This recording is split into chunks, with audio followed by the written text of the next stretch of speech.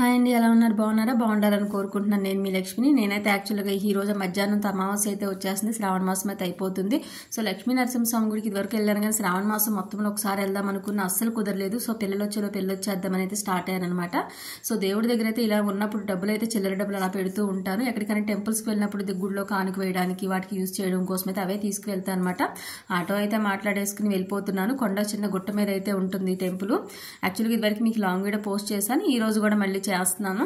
So చాలా పీస్ఫుల్గా ఉంది. టెంపుల్లో అయితే ఎవరూ లేరు. పొద్దున్నే వచ్చి దీపం పెట్టేసి వెళ్ళిపోయినట్టున్నారు. తలుపు గడి కూడా వేసింది. దేవుడు ఎక్కడి వరకు వస్తుంది ఏంటి అనుకున్న ఆ చేతులు ఇరికిచ్చి చేసి గడి తీసి మొత్తాన్ని దేవుడి దర్శనం అయితే చేసుకుని ఒక 5 నిమిషాలు అయితే ప్రశాంతంగా కూర్చున్నాను. ఎలాంటి వాతావరణంలో టెంపుల్ ఉందంటే నిజంగా అంటే అన్ఎక్స్పెక్టెడ్ శ్రావణ మాసం లోపే చూసానేమో తెలియని ఎమోషనల్ అయితే అయ్యాను. కళ్ళంటి నీళ్ళు వచ్చినాయి.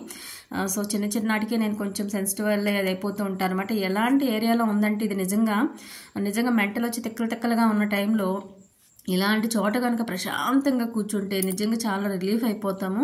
అలా అయితే ఉంది. బట్ నా స్కూల్ కిడ్స్ వచ్చేస్తారు కాబట్టి నేనైతే రిటర్న్ బ్యాక్ కింద ఆటో అబ్బాయి వెయిట్ చేస్తున్నాను కాబట్టి రిటర్న్ అయితే వచ్చేసాను. ఈలోపు అమ్మ అయితే ఫోన్ చేసింది మధ్యాహ్నం టైంకి. ఈరోజు అమావాస్య కదా, కొంచెం బీపిండితో చేసి బీపిండి మొద్ద మీద నిమ్మ తొక్కలతో 5 ఒత్తులు అయితే చేసి దేవుడికి దీపారాధన పెట్టమ్మా అంటూ అట్టని చెప్పిద్దిలే అనుకుంటాను. యాక్చువల్గా ఎప్పుడు ఆమె చెప్పింది ఫాలో అవ్వలేదు నేను ఇప్పటి వరకు.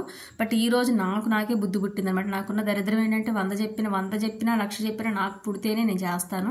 నాకు అది చెయ్యాలి అనిపిస్తేనే. ఈరోజు ఎందుకు నాకే చెయ్యాలనిపించింది. సరే చేద్దాం అనుకుని అయితే చేసి బయట కూర్చుని ఆంటీ వాళ్ళతో అది ఇది సోతి అయితే చెప్తూ ఉంటే ఆంటీ అయితే ఎడ్ల అమావాస్య చేస్తారమ్మా మాకు పక్కన, ఇట్లా మేమైతే వెళ్తున్నాం అటు అది ఇదని చెప్పారు. అదేంటన్నాను. ఇట్లా చేస్తాము. వెనకటి రోజుల్లో అయితే ట్రాక్టర్లు ఇవన్నీ ఉన్నాయి, కానీ ఇప్పుడైతే ట్రాక్టర్లు వచ్చినాయి, కానీ వెనకటి రోజులు అవేం లేవు కదమ్మా, ఎడ్లే కదా చేసేది. సో వాటికి ఇంపార్టెన్స్ ఇస్తూ వ్యవసాయం పనులు మొదలైనవి కాబట్టి దేవుడి గుడిలో పూజలు చేసి అంతా ఊరేగించి దర్శనం చేసి వాటికి అయితే ఇచ్చేస్తూ ఉంటారు. మంచిగా చూద్దు కానీ రారాదు, వీడియో తీసుకుంటావు కానీ అయితే అన్నారు.